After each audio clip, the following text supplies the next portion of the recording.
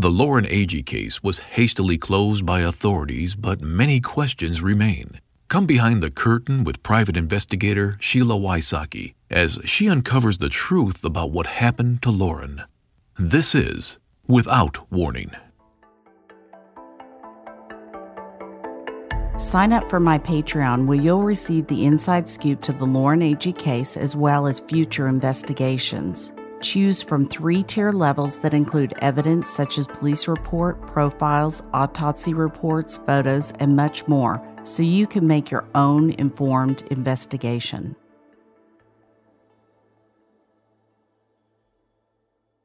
On November 1st, 2018, 8 PIs sit down to give you an inside look at their daily lives. So we're exiting the trailer park, and I look behind me, and they're chasing us in a pickup truck, waving baseball bats. People come to us to find the answers. Y'all have to understand, this job doesn't stop at 5 p.m. This job is crazy, but I love every minute of it. If all rappers were lions, I'd be king of the beast. If all rappers were coppers, I'd be chief of police. If all rappers were Hawaiian, I would be Don Ho. If all rappers were soldiers, I would be Rambo. I'm the king of the rap. Broke, busted, and disgusted. The life of an American PI. Warning: the following episode contains details about sexual violence and elements that are graphic in nature.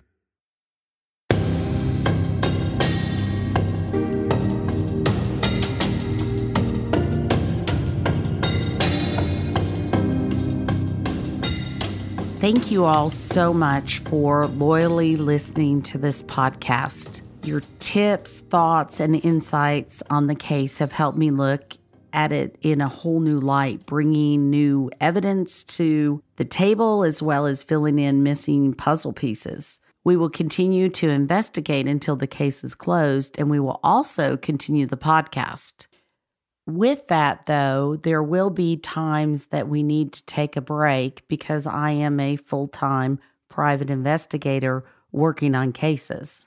These last few weeks, I was traveling the country to investigate cases. I was in and out of court hearings, looking at evidence, coming up with my own conclusions, talking to attorneys, talking to labs, talking to forensic people, and also being an advocate for victims. As you know, some police investigations are not always done properly, and we've seen that with the Lauren Agee case. And even when they are done properly, evidence can be mishandled afterwards or things can be overlooked, and this is where I, as a private investigator, comes in.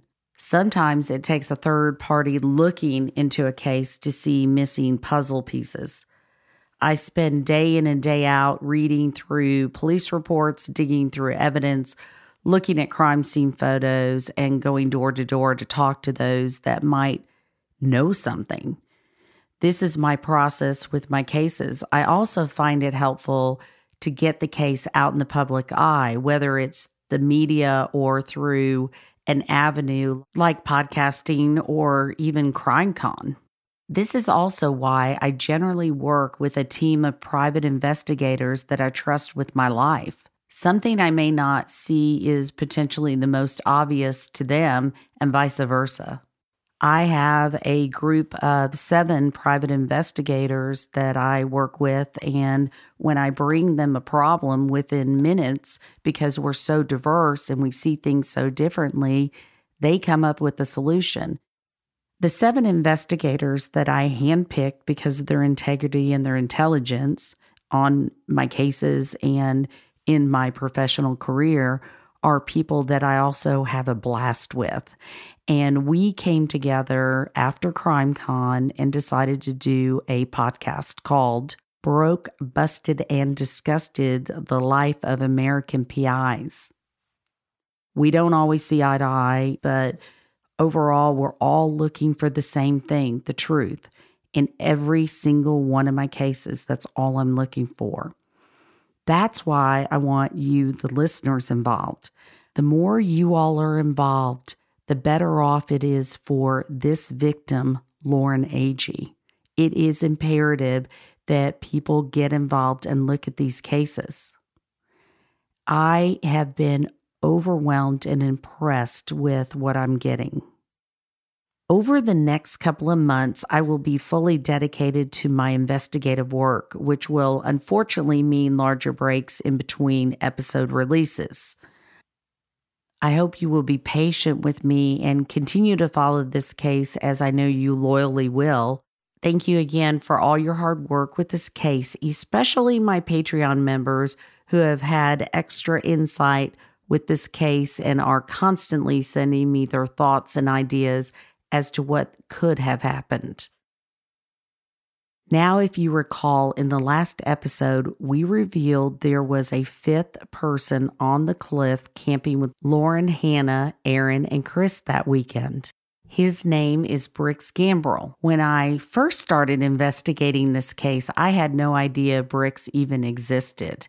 It wasn't until much later into the investigation that I realized who he was and that the other three had never mentioned his name or his whereabouts that weekend.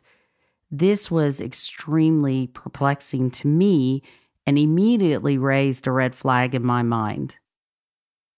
After interviewing several people, I discovered that Brix had gone to high school with Lauren and Hannah. According to Lauren's mom, Sherry, Lauren never hung out with Brix in her high school years.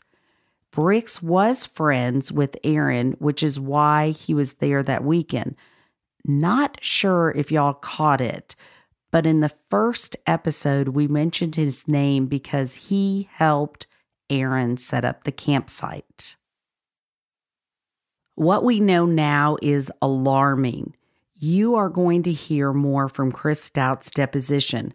Listen carefully to what he says. When you arrived with your boat at the marina, did you see Mr. Lilly? Yes. Okay. Was he with anyone at that time? Yes, that's where I met Brix. Okay. Okay, so there was a group so far of yourself, Aaron, Brix, Hannah, and Lauren, correct? Yes. Was there anybody else who was with you in that group? Not that I remember. Okay. When you got to the bar that night, did you see other people? Yes, nobody that I knew, but there was plenty of people at the bar. Did you socialize with other people at the bar, or mostly just stick to that group of five? Mostly just stuck to the group, but I socialized with everybody. Okay. Where, if anywhere, did you go after leaving Fish Lips? Probably we went back to the campsite. Okay, how did you get up to the top? I took the canoe and all the way to the backside and went up the road all the way to the campsite. And did all five of you go up to the campsite that night? I don't remember if Brix did. I know Hannah and Aaron, me, Lauren, and another girl went up to the top of the campsite. The night, Saturday night, when was the last time you saw Brix? At the bar. Okay, what was he doing at the bar? Socializing with everybody. Do you know where and when he was spending the night that night? No. Now, the night before, he had spent the night where? On Friday night? I don't know. I believe he stayed with Callie in a car, so. Callie in Callie's car? Yes. Okay. Let's ask that. Where was Callie Q those two nights, Friday night and Saturday night? She was at the bar, I believe. Okay. Do you know where she spent the night, those two nights, Friday night and Saturday night? In her car. Okay. That I know of. I don't. And why do you believe that Brix was with Callie? Because they said they were together. They said they were together? Do you know whether or not Brix spent the night on a houseboat? No. Okay. And did you ever see Brix on the cliff or on the campsite on Saturday night? No, not after the bar. Okay. About how long did the group stay at Fish Lips, the bar, that night? Several hours. We ended up going to the bathroom at one point in time, and I lost the group. So it was towards the end of the night. I lost the group, and I went off and found other people to talk to. Okay. And then I went looking for everybody. I couldn't find everybody, so I went to a houseboat, which was across from my boat, which we had talked to earlier. There's some people that were cool. I ended up falling asleep on their houseboat waiting on everybody else. Okay. About what time was that? I couldn't tell you. So when It was night. Did you wake up? Yes, Aaron and then woke me up, Okay. and then we went back to the campsite. Okay, so had Aaron and Brix and Lauren, had they been staying, they had not gone to the campsite while you were sleeping? I don't know. Okay, so they found you somehow? Yes. And who specifically was it who found you? I mean, I was right there at the dock. They could all see me. But I mean, who is they all? Aaron, Hannah, and Lauren, I believe. Okay. Now that first night, did Brix spend the night on the campsite? I can't recall. Okay. You said that I don't think he did. Okay. And so that second night when you were found by... The group? The group included Brix or didn't include Brix? No, did not include Brix. Okay. And so the two girls and Aaron, they found you? Yes. And where did you all go after that? Back to the campsite. And how did you get there? The canoe.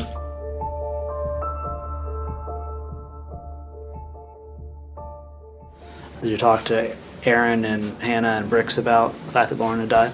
Yeah, we went to the police department that night before we went home.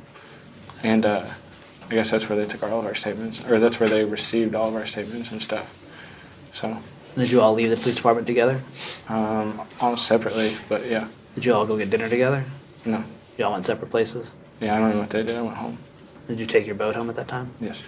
Okay. And what about Brix Gambrell? Have you communicated with him since you've been in prison? Yes. Okay. How have you communicated with Brix since you've been in prison? Telephone. Okay. Has he called you or have you called him? I called him. Okay. Now, what was the subject of those phone calls? I mean, we were just talking. Okay. Did you guys ever talk about this case? Yes. Okay. Did you ever talk about Lauren's death on those phone calls? No. Okay. What did you say to Mr. Gambrell about this case? I mean, we were talking about the lawsuit that she was trying to put on us. Okay. That's all we know. And what did you explain to him about that? I mean, I didn't know much. She just said that she's just suing for a lot of money, just trying to avenge her death, I guess. Okay. So. And what else did Brix say in that phone call? That's all I recall. Has he spoken to you more than once? No. Okay. Now, just remind me again, did you call him or did he call you? I called him. Okay. How did you know to call him? Or why did you call him originally? Because he's my friend. Did you call him to talk about the lawsuit? No. Okay. What else did you talk to him about, if not the lawsuit? I mean, just catching up. Because, I mean, I had been incarcerated probably 6 months by then, so. So when is that when you spoke to him? Last summer? Yeah, probably. Do you recall? I couldn't give you a date on it. But you believe it was 6 months into your incarceration when you spoke with him? Yeah, close to it. Okay, so that would have been potentially December of 2016? Yep. Okay. Since that phone call, have you spoken to Mr. Gambrell since then? No. Okay. Have you communicated with him via email? No. And then any other contact Mr. Gambrell since that phone call? No. Okay. Has he tried to contact you? No. Okay. One of the things you testified earlier was that when it came to Hannah Palmer, you mostly just spoke to Aaron Lilly. Mm-hmm. Were there any other of the other individuals I've talked about, Aaron Lilly, Hannah Palmer, or Brix Gambrell, who you've spoken to through a third party, such as a sibling or a friend of theirs, that has passed messages back and forth? Yes. Okay, and who is that intermediator party? Through Megan. She is the woman who's living at your house? Yes. Okay, and what messages has Megan passed? Just finding out about my boat, because Brix has my boat. Okay, and what did you want to know about your boat? Just if it's okay, because I didn't intend on being incarcerated so long. Okay. Who is looking after your boat? Brix. And where is it located? I don't know. Did Megan tell you where Brix had taken the boat? No. Okay, what sort of boat is it? It's a Malibu. Sunsetter. Is that a ski boat? Yes. Chris Stout didn't know Brix before that weekend, but now he's taking care of Chris's house and his boat.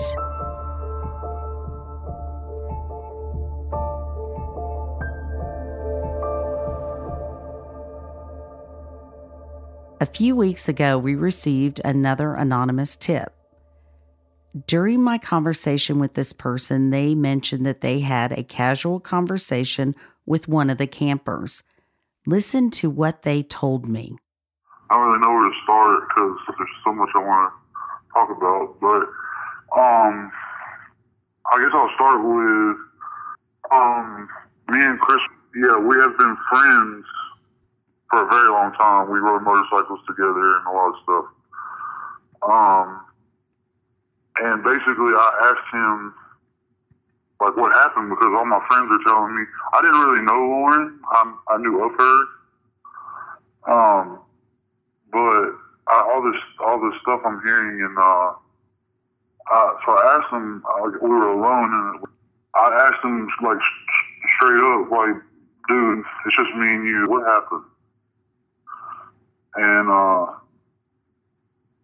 his version that he told me, I have not heard on one video that I've watched it, and I've watched almost all of them on YouTube. His version is basically the same as most of them, but he says that when they went to sleep and woke up, that she was gone or whatever, that they thought that she had went back to her ex-boyfriend, that she had gotten into an argument with him and his new girlfriend at the bar, and they were like, oh, she must have left and went back because they got in a big fight, and she tried to leave and go home, but we took her keys and hid them behind a tree. Say that again. They what with the keys? They hid them behind a tree so she couldn't get them and leave. Because she was drunk. But then he gets to tell me about this Brix kid that I haven't heard anything about yet. I've recognized his face from school because I went to Hendersonville High School. I recognize him, but I don't think I've ever really met him. But Chris tells me that the guy like gave him like really big, like I guess the silly word I can only think of, the heebie-jeebies, and like scared him. And basically what he told me is that he thinks that Brix killed her, and somehow Aaron saw it or was walked up on it happening or something, and the Brix kid scared Aaron into shutting up, basically. And then he ran off to the Bahamas right after that happened. Right. I don't know if any of that's true. Like as far as the running off or anything like that, I don't know anything about this. Right. And so then he basically was like, I understand why her mom is doing this, but she's like ruining my life, and I didn't do anything wrong. He was like, yes, her daughter was drunk and died, but he was like, I didn't do anything. So he didn't feel like he should go forward with what he thought?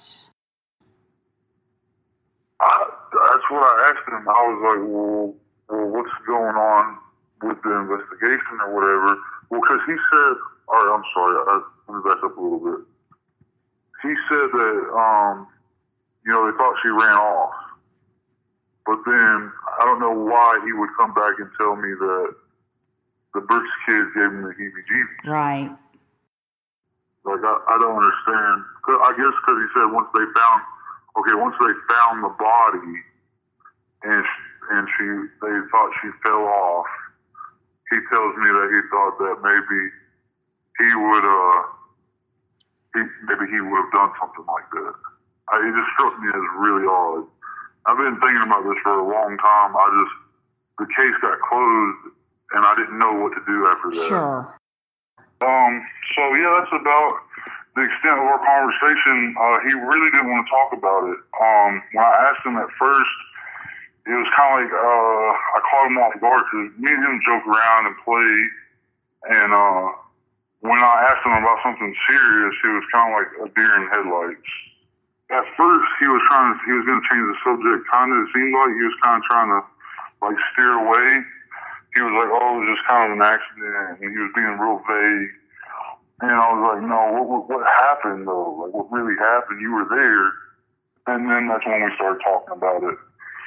But as far as Chris's character goes, I could never see him doing something to harm her. I know he's getting a bad rap because he's made a bunch of mistakes with all these DUIs because he likes to party too much. But he's the life of the party. He's not, if that makes any sense. He's the one everybody calls to come over. He's such an energetic, like, happy, fun person to be around. I've literally never seen him serious, like in a mad serious way. I mean, he's always just so goofy and joking around.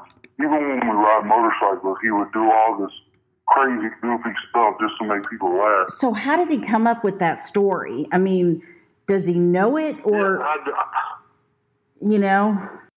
I don't know if it was like something that, because it doesn't add up to anything that, besides like the main non-important details, it doesn't add up with anything else that I've heard. And I don't know, it makes me question, like, I think he might know what happened, and he's just, I don't know if somebody has scared him and Aaron into just not telling. But it seems like at some point they would be like, okay, well, you know, we're in a $10 million lawsuit. Maybe we should just tell somebody. But I don't understand why they would keep it a secret so much. So basically he said that Brix was up on the cliff, which we knew, and he felt like Aaron walked up on Brix and then Aaron helped him dispose of the body? I have no idea. He just said that it seems like he knows that he did something to her, and Aaron knew what happened. That was like his quote unquote theory about it, I guess. Yeah, that's what he made it sound like. He didn't know for sure, but if something happened to her and she really didn't fall off, this would be his guess. Brix gave him the heebie-jeebies. Yeah, he said he didn't like him. He said he was just a weird, like, stone kind of person that he could see hurting somebody, but... So, yeah, the fingers are definitely being pointed at Chris. Definitely. That's coming not from us. That's coming from different people. He literally forwarded me to think that, or to find out if he really did something. I just don't see him doing anything on purpose. Do you think he'd cover up something?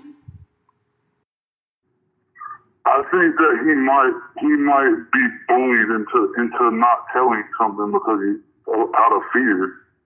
Because he's not a fighter. You've seen him. He's a little bitty guy. And I've never known him to get any sort of confrontation. He's always been one, like, if a confrontation has happened, he's gone because he doesn't want to be around it or deal with it. And as far as the I don't know how to put it like lightly, but obviously it kind of seems like somebody may have tried to take advantage of her sexually or something like that before hurting her. In my opinion, I don't know if I'm way off wrong, but that I definitely wouldn't believe because that man, that that man has women chasing him all over town. And I don't see why he would, why he would risk his freedom and stuff like that. And he just doesn't strike me as a person that would do that. Like I said, with the comment he said to the cop about the gun, like, that sounds like something Chris would say. There's something off the wall, sarcastic, trying to be funny, not being serious. Like, I don't know. I've known him a whole long time, like his whole life. Now, what about the drugs? They said they were doing drugs up there. Would you see him doing drugs? I believe that. Oh, okay. Now, did you know his girlfriend, Callie Q. Smith? Chris's? Yes. No, man. Around the time that happened, we kind of got a little distant from each other because I lost my motorcycle, and so I quit riding. Right. I really believe that it was, I honestly, you know more than I do. I don't think that this is just a coincidence or accident, I should say. I think something happened to her, and I think that it was, like Chris said, either that Brix kid that just disappeared, I guess. I don't know if anybody even really talked to him or not. Or Aaron. But you don't think Chris? No, I don't see it. I don't see why he would do something like that. So he did not want to talk to you about that night. He just basically said a couple of things and then he was done. Yeah, it was definitely sounded rehearsed. Now I don't know if it was rehearsed just by him or if somebody told him what to say. With Aaron telling him to shut up every time he tried to talk around the police. Yeah. I don't know. That kind of starts making me believe that Aaron had some kind of control over this kid.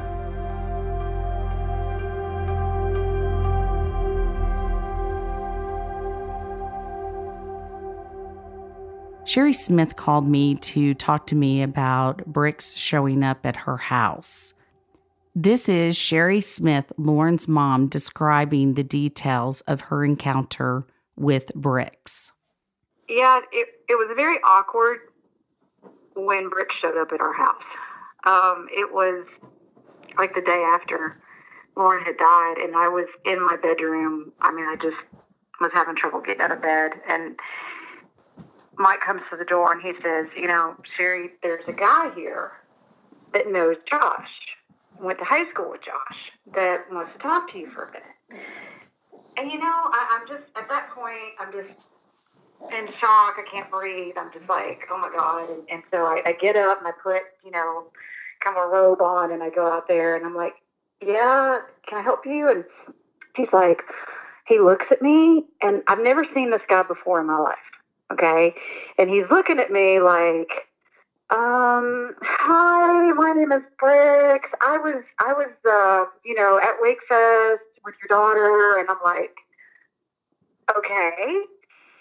And he goes, yeah, do you know anything that happened? Do you know what went on? And I'm standing there, I'm like, seriously? You're asking me, what went on at Wakefest? I said, you were there, right? And he wouldn't look me in the eye. Sheila, he's just standing there in my house. You can tell he doesn't want to be there. And he's just looking at me and he's gritting his teeth. And he's like, yeah, I just wondered if you knew anything about anything that happened. And I'm looking at him and going, no, do you? And he's like, well, I just wanted to come by and, just talk to you for a minute, say hi to Josh. So, see you, bye. And he runs out the door. It was the weirdest thing I've ever seen in my life. Why was this person? First of all, I've never met him before, and he claimed to be friends with my son. And he calls Josh out of the blue after, Lauren died, and he said, hey, man, I need to come talk to you. And so they met up. They went somewhere. It's called Stark Knob. It's like a dock. And they went and they talked for a while. And he just wanted to come to the house and see if I knew anything.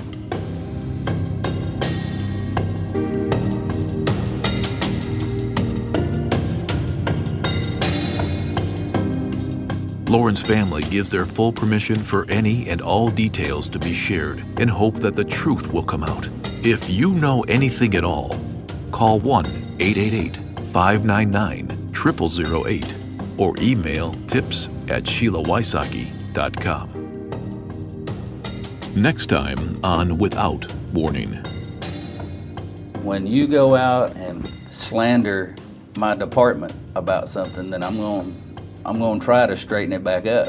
These are the facts of the case, not what somebody said, not what somebody done. Those are the facts of the case. So, did you at any time employ anyone to conduct a reenactment of the alleged fall? No.